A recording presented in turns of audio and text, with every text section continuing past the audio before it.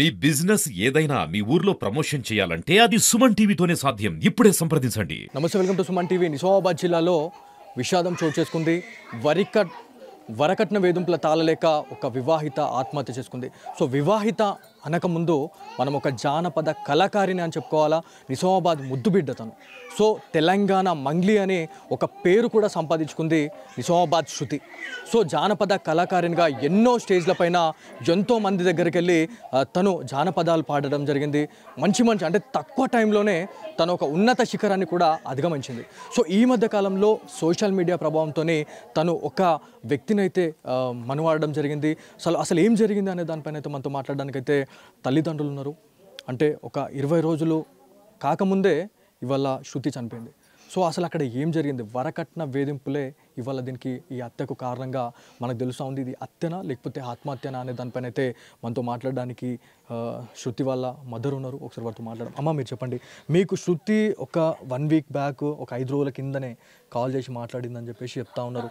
ఏం జరిగిందమ్మా? అసలు ఎట్లా ఉంటుండే శృతి? ఎట్లా ఉంటుండే? శృతిని ఏం పెట్టిండో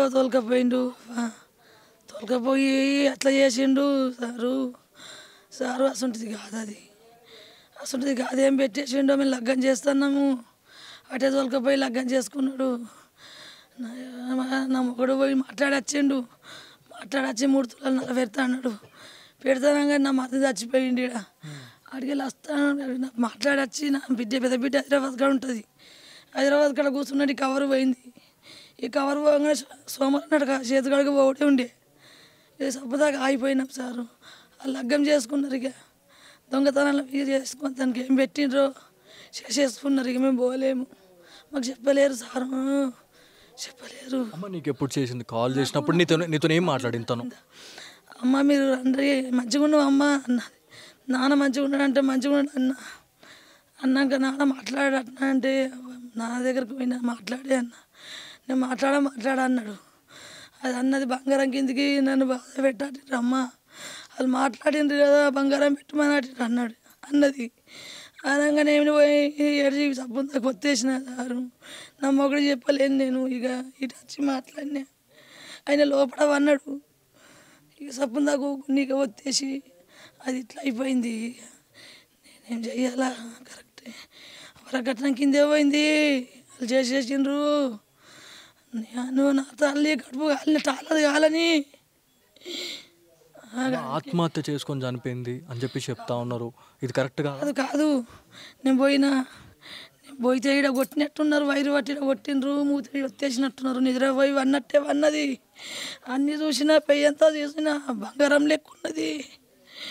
అది మొత్తం పెట్టి వచ్చేసినట్టున్నారు. మరొక తర్వాత మెడకు కొట్టిండ్రు, ఇంతకెళ్ళి ఇంత కొట్టిండ్రు, వైరు పట్టి కొట్టినట్టున్నారు. నల్లగా ఇంత మచ్చతోనే ఉన్నది. ఏడలేదు. అమ్మ, అంటే ఉరేసుకున్న తర్వాత నార్మల్గా కొన్ని ఆనవాళ్ళు కనిపిస్తాయి. కాకపోతే ఇక్కడ బ్లీడింగ్ అయినట్టు, రక్తం వచ్చినట్టు కనిపించింది. అదేంది మరి? అంటే కొట్టినప్పుడే అది వెళ్ళిందా? కమిలిపోయింది. నేను చూసినా, ముద్దించుకున్నా, కాళ్ళు మగ్గినా, లగ్గం చేసుకున్నావని నేను ముద్దించుకున్నా సారు.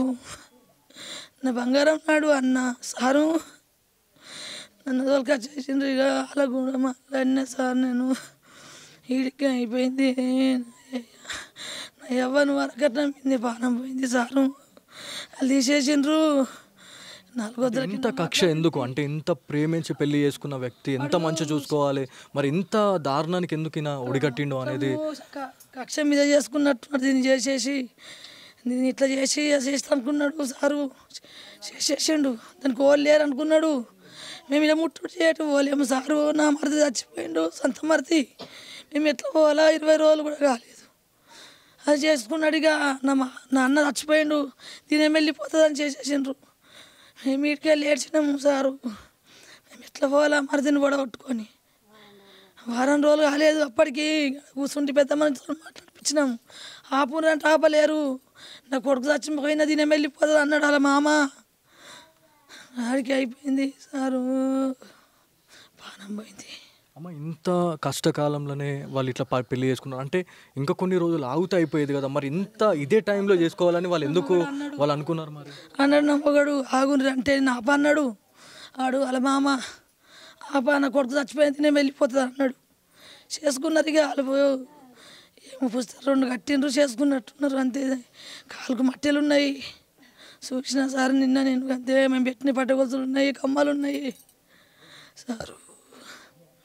ఆడ పుస్తకాలు కట్టిండుగా మట్టెలు పెట్టిండు సారు. చూసిన నా బంగారు తల్లి మెరుస్తున్నది సారు. సారు చెప్పాలా సారు, నిన్న 12 గంటల నుంచి నేను ఊరికి మా అక్క బిడ్డ తొలకపోతుంది అంటే వెళ్ళినాము సారు. ఈయన్నే బస్తా పెట్టినా సారు. పత్తి చచ్చిపోయింది అన్నాడు.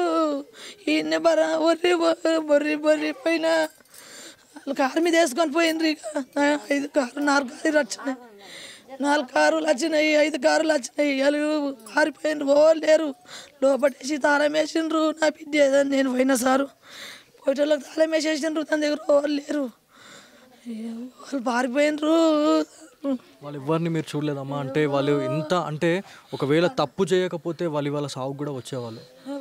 మరి ఎందుకు వీళ్ళు ఇంత దొంగలాగా వీళ్ళు ఇలా దాక్కునే పరిస్థితి ఎందుకు వచ్చింది? పెట్టింది సారు అని ఫోన్ రాజు పెట్టి చేసుకుంటాను చేస్తా అన్నాడు. ఇంకొక లగ్గం చేసినా ఏం చేస్తుంది అనుకొని చేస్తా అన్నాడు సారు. చేస్తాను ఒప్పుకొని వచ్చిండు. నా మరద చచ్చిపోయిండు. ఏం చెయ్యాలి సారు?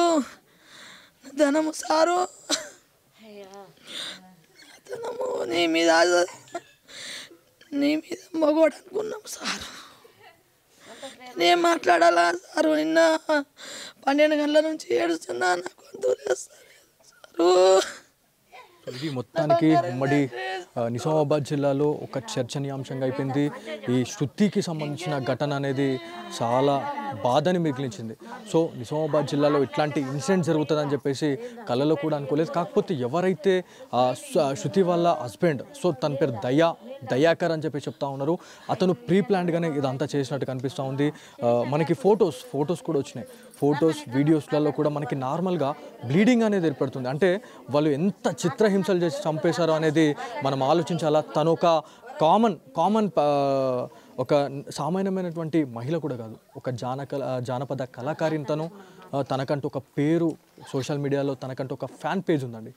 సో అట్లాంటి మహిళని వల్ల అతి దారుణంగా గొంతు నిలిమి చంపేసారు, ఇంత చేసిరు అంటే ఒకసారి ఆలోచించండి. తెలంగాణలో అసలు లా అండ్ ఆర్డర్ అనేది అసలు ఏ విధంగా నడుస్తూ ఉంది అంటే మహిళల పైన ఇట్లాంటి అఘాయిత్యాలు కావచ్చు, లేకపోతే ఇట్లాంటి ఇన్సిడెంట్లు జరిగితే ఎన్నో చట్టాలు ఉన్నాయండి. సో అభయ కావచ్చు, లేకపోతే ఎన్నో ఉన్నాయి. మరి ఇవన్నీ జరిగినా కూడా ఇట్లాంటి లా అనేది ఉన్నా కూడా ఇవాళ ఇంత దారుణానికి ఒడుగడుతున్నారు అంటే ఒకసారి ఆలోచించండి.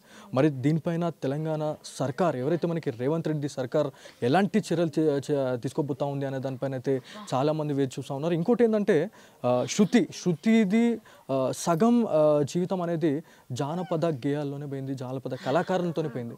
సో ఒక ఎలక్షన్ వచ్చిందంటే ఒక ఎమ్మెల్యే ఎవరైతే మనకి కంటెస్టెంట్ ఉంటారో ప్రతి ఒక్కరు కూడా శృతి గడప తట్టాల్సిందే. సో శృతి ఉంది అంటే ఖచ్చితంగా ఆ ఎమ్మెల్యే గెలవాల్సిందే. సో ఎన్నిసార్లు గెలిచిరు అనేది పక్కన పెడితే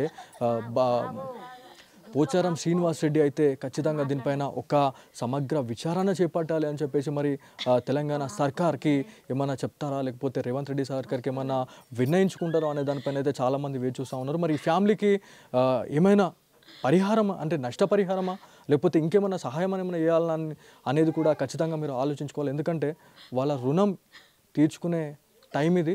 సో ఇది ఖచ్చితంగా మీరు తప్పుగా అనుకోండి, లేకపోతే ఇంకేమన్నా అనుకోండి, కానీ ఖచ్చితంగా ఎమ్మెల్యేలు ఎవరైతే ఉన్నారో ఇప్పటికైనా వీళ్ళ రుణం తీర్చుకుంటారు అని చెప్పేసి మా సుమన్ టీవీ తరఫున మేము కోరుతా ఉన్నాం. సో ఇది ఇక్కడ ఉన్న తాజా పరిస్థితి. కెమెరా పర్సన్ కార్తిక్తో బాలు, సుమన్ టీవీ, నిజామాబాద్ నుంచి.